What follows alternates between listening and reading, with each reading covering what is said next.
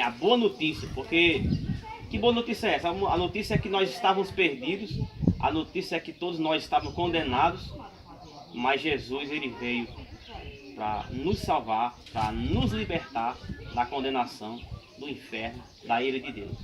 A Bíblia diz em João 3,16 que Deus amou o mundo de tal maneira que deu o seu Filho unigênito para que todo aquele que nele crê não pereça, mas tenha vida eterna. Essa é uma das maiores promessas que existe na Bíblia. Essa é a maior promessa que foi prometida na palavra de Deus, está em João 3,16, que é a vida eterna que Deus destinou a todos aqueles que creem em Jesus, a todos aqueles que creem no Evangelho, que recebem o Evangelho. Quando eu digo crer no Evangelho, muita gente pensa que assim, crê na mente, crê mentalmente, porque todo mundo, quase todo mundo diz que crê em Deus, né? Quase todo mundo. Se for perguntar nas ruas, a gente perguntar quem crê em Deus, todo mundo diz eu creio, todo mundo diz que crê em Deus. Mas quando Jesus diz aí, essa parte aí, que nele crê não pereça, mas tem vida eterna, estava falando não uma crença mental, assim, uma crença intelectual, mas uma fé expressada em obras.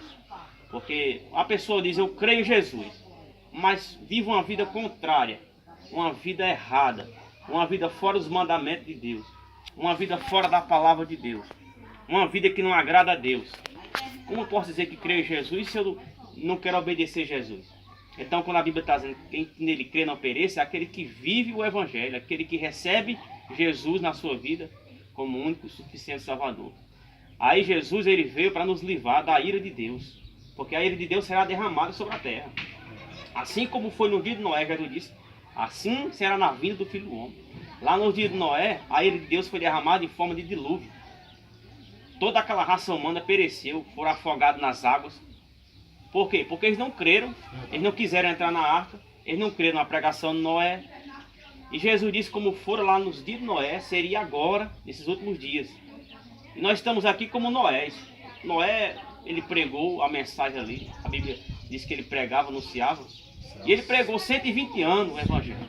E ele dizia para o povo, olha, Deus está prestes a destruir essa terra com um grande dilúvio. Porque Deus já não suporta mais tanta iniquidade, tanta maldade do homem. E Deus vai destruir essa terra, meu povo. E vocês precisam se arrepender. Vocês precisam mudar de vida. E eu estou construindo a arca para vocês entrar dentro. Vocês precisam vir e entrar na arca. Vocês têm que crer e também vir para entrar na arca. Só vocês dizem, não acredito, não é? Eu creio que vai chover, mas não quero entrar na arca não. Perecia do mesmo jeito. Eles tinham que tomar a decisão de entrar na arca. Então eu dizer, não, eu creio em Jesus. Eu creio que Jesus vem. Eu creio que Jesus vai voltar.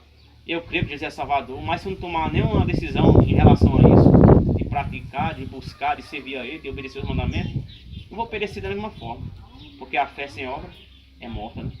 Então, aquele povo que não creu em Noé, como hoje é diferente, eles não acreditaram.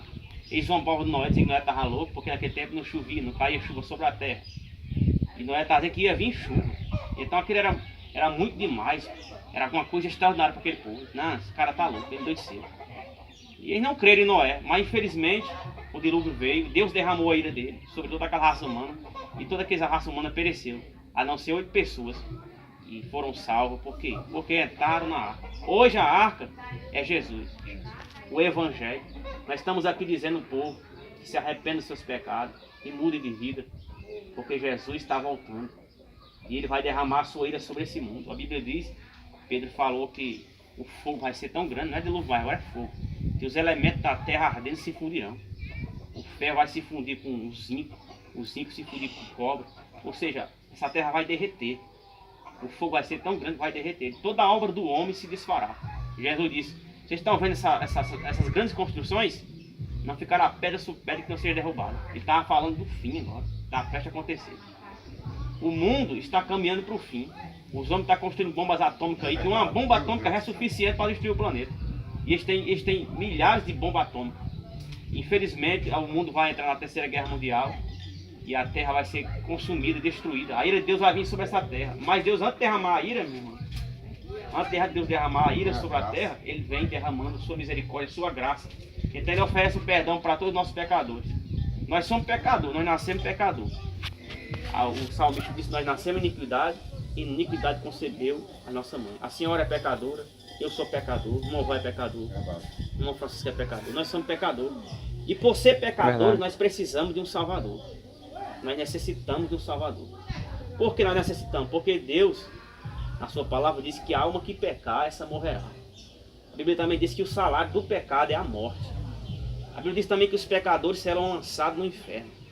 E todo aquele que se esquece de Deus. A Bíblia diz que sem santidade ninguém verá a Deus. Então nós precisamos de Deus, de Jesus Cristo, para nós sermos salvos. Porque nós somos pecadores, nós precisamos de perdão. Nós precisamos que nossos pecados serem apagados e cancelados. E a única maneira é através da morte de Jesus na cruz do Calvário. A única maneira é nós recebendo Jesus em nossa vida. A única maneira de nós sermos libertos do pecado, de ser salvos da culpa do pecado, é aceitar Jesus Cristo. E quando eu digo aceitar Jesus Cristo, não estou falando apenas de dizer assim, não, eu creio em Jesus, eu sou uma boa pessoa, eu não matei, eu não roubei. Mas na realidade eu matei, eu roubei, eu fiz tudo de mal. Porque quando nós quebramos um dos mandamentos, a Bíblia diz, um dos mandamentos são culpados de toda a lei. Toda a lei, quando nós quebramos um mandamento. Não, eu nunca matei não. Será que nunca matou? A Bíblia diz que quem aborrece seu irmão, que fica irado com seu irmão, é assassino. Quem nunca ficou aborrecido com o irmão? Quem nunca se irou contra o irmão? A Bíblia diz, eu nunca adulterei não, nunca troquei minha mulher por outra não. Será? Jesus diz, qualquer que olhar para uma mulher com intenção impura no coração, qualquer que cobrir sua mulher, adulterou com ela. Quem nunca adulterou? Então somos adultos. Quem nunca mentiu? Todos nós mentimos. Quantas mentiras nós soltamos desde criança até hoje? Nós mentimos, nós já roubamos. Não, eu nunca roubei não. Eu roubar? Deus me livre. Tem gente que pensa que roubar... Bom dia. Tem gente que pensa que roubar é pegar uma arma, botar na cabeça do senhor ali e dizer, ó, passa a grana pra cá. Mas não é. Você foi ali no quintal do vizinho ali. Você pegou uma fruta. Glória a Deus. Se você pegou uma fruta no quintal do vizinho ali e não pediu a ele, é pecado, é roubo. Você furou a fila, é roubo. Acaba tirando uma melanciazinha escondida, não é pecado. Foi o único roubo que eu fiz na minha vida, foi de melancia. Pois é, todos nós roubamos. Diante da lei de Deus, nós somos adultos, mentirosos, ladrões. Nós quebramos toda a lei, toda a lei. E não é questão de só